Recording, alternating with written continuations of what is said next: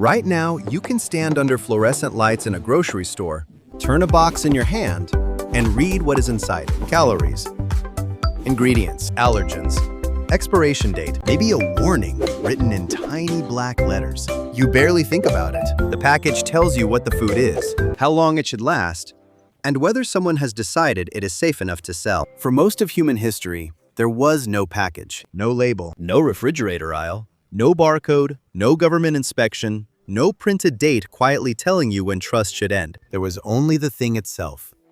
A root in wet soil, a berry on a thorny branch, a dead animal in the heat, a mushroom after rain, a smell rising from meat, a bitter taste touching the tongue, and behind every choice was consequence. A mistake could mean stomach pain, fever, weakness, hallucination, or death. There was no poison control number, no ambulance, no pharmacy down the road. If food was dangerous, the body had to discover it quickly. If food was useful, the group had to remember it. If food was risky but could be made safe, someone had to know the method before hunger made them careless. So how did ancient humans know what was safe to eat before food came with labels? The answer is not that they guessed, and it is not that nature was simpler back then. The answer is stranger and more human.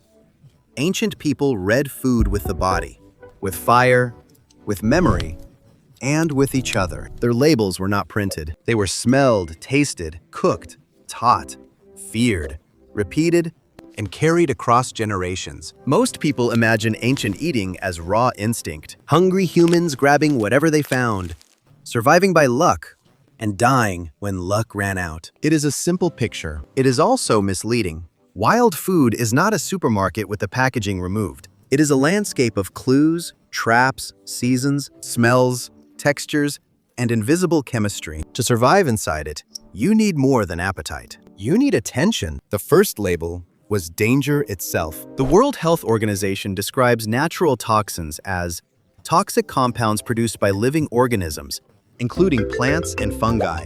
These compounds are not made for humans. They may protect the organism that produces them, but when eaten, they can harm the creature that eats them. In other words, the ancient landscape was not offering a menu, it was defending itself. Imagine a small group moving through brush at the edge of a dry season. Children stay close. An older woman lifts a plant, breaks the stem, smells the sap, and says nothing for a moment. The young ones watch her hands, not because it is a lesson written on a board, but because one day that same plant may stand between them and hunger. Some leaves can be eaten. Some roots must be avoided. Some seeds are useful only after work. That knowledge did not begin as science in the modern sense, but it was still evidence. A taste remembered.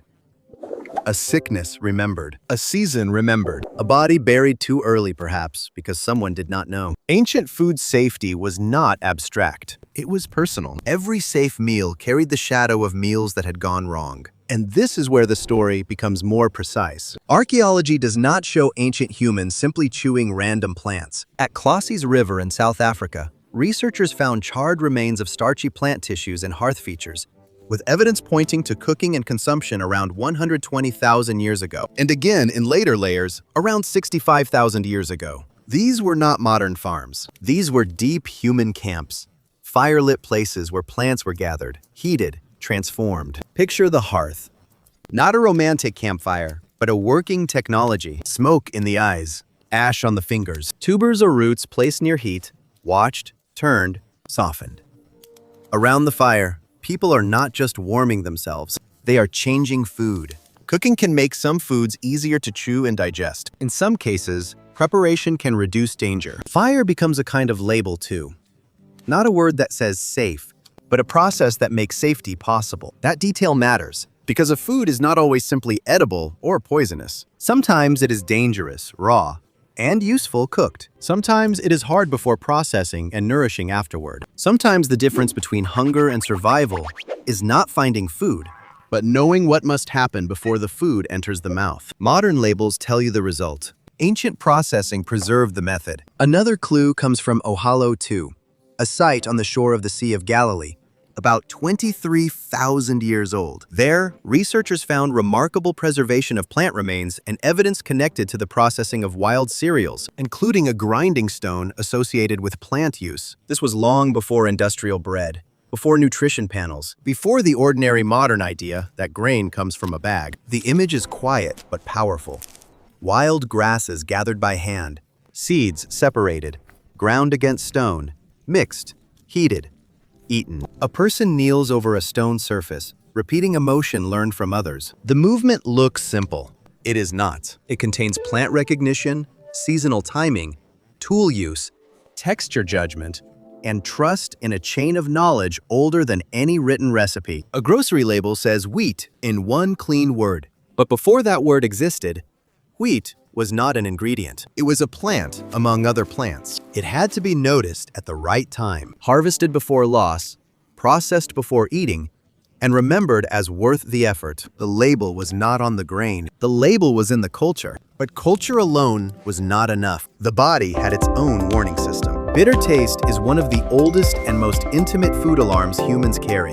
Research on human bitter taste receptors shows that bitter perception can help detect a wide range of compounds, many of them connected to plant defenses or potentially harmful substances. This does not mean every bitter thing is deadly, and it does not mean every poison tastes bitter. The system is imperfect, but imperfection is not useless when the cost of trust is death. Think of the tongue as a gatekeeper in the dark. Before the stomach commits, before the group suffers, before the child swallows too much, the tongue hesitates. Bitter, strange, wrong.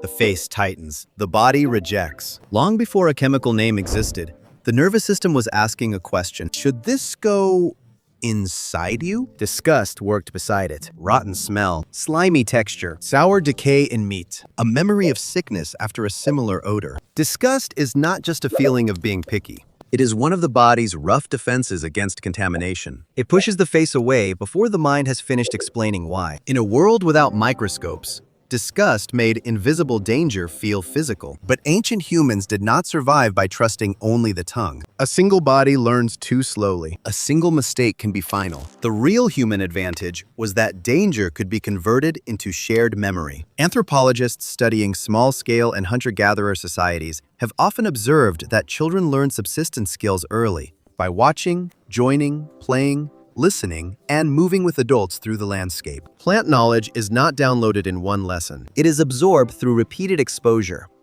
Which fruit is for children? Which root is for experts? Which mushroom no one touches? Which food needs water, pounding, fire, or time? Imagine a child walking behind an elder. No classroom, no textbook, just a hand pointing toward a leaf, a warning sound.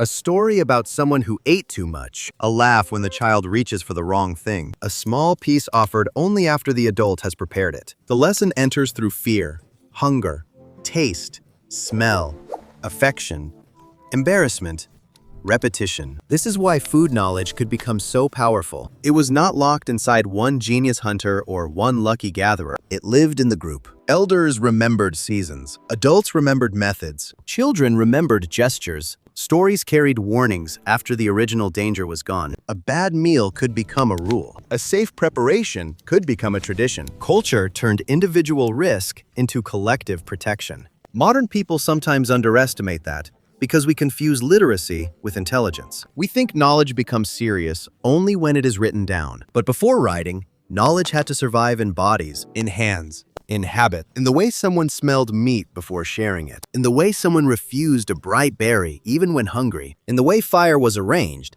stones were chosen, seeds were ground, and children were corrected before curiosity hurt them. The human mechanism underneath this is still inside you. Your body is not neutral around food. It scans, it sniffs milk before drinking. It recoils from rot. It distrusts a strange texture. It craves sweetness because sweetness often meant energy. It notices bitterness because bitterness sometimes meant danger. It remembers the food that made you sick, sometimes for years, even when your rational mind knows it may have been coincidence. This is ancient intelligence operating below language. Your brain also learns food socially. You are more willing to eat what trusted people eat. Children watch adult faces. They learn what is normal at the table before they understand nutrition. A meal is never just chemistry. It is permission. When someone you trust eats first, fear drops. When a group rejects something, your own body may hesitate. Food safety has always been partly biological and partly social. That is why ancient eating was not just survival, it was relationship. To know what to eat, you had to know who to trust. You had to trust the person who taught you the plant. You had to trust the hands that prepared the roots. You had to trust the memory of people no longer alive, whose warnings still moved through the group like invisible labels. And there is something unsettling in that. Modern food systems have given us real protection. Refrigeration matters. Sanitation matters. Testing, regulation, allergy warnings, and expiration dates have saved lives. A supermarket can carry food across seasons and continents in a way ancient humans could never have imagined. No one should romanticize a world where one mistake, one famine, or one spoiled carcass could destroy a family. But comfort has a cost that is harder to name. The safer the system becomes, the less we personally read. We look at dates instead of decay. We trust packaging instead of season. We know brand names better than plants. We can eat food whose origin, handling, distance, and processing are almost completely invisible to us. The label tells us what to think, but it also reminds us how much we no longer know. The deep twist is this. Ancient humans did not live before food labels. They lived before printed labels. Their labels were alive. A bitter taste was a warning mark. Smoke was an instruction. An elder's refusal was a red flag. A grinding stone was a preparation guide. A remembered sickness was a law. A child watching adult hands was a living classroom. Food knowledge was not separate from life. It was woven into movement, attention, fear, care, and memory. So the ancient solution was not primitive, it was embodied. And maybe that is what makes the modern grocery store feel so strange when you look at it closely. It is one of the safest rooms humans have ever built, and also one of the most disconnected. Everything is bright, sealed, cooled, stacked, and translated into numbers. The danger has been pushed far away, into factories, supply chains, laboratories, farms, and rules you never see. You stand there, holding a package, reading a date printed by someone you will never meet. That date is useful. It is progress. It protects you from risks your senses cannot detect. But beneath the convenience, your ancient body is still doing what it has always done. It smells, it hesitates, it rejects, it craves.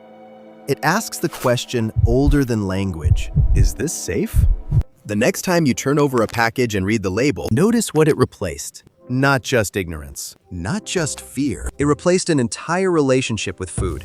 The plant in its season, the fire that changed it, the elder who remembered it, the child who learned by watching, the group that carried the warning forward. We gained safety, abundance, and distance from hunger. But somewhere in that distance, we also handed away a form of attention. The technology changed. The question did not. You are still carrying the body that once had to read the world before eating it. You just live in a world where the world has been wrapped in plastic, printed with answers, and placed under artificial light.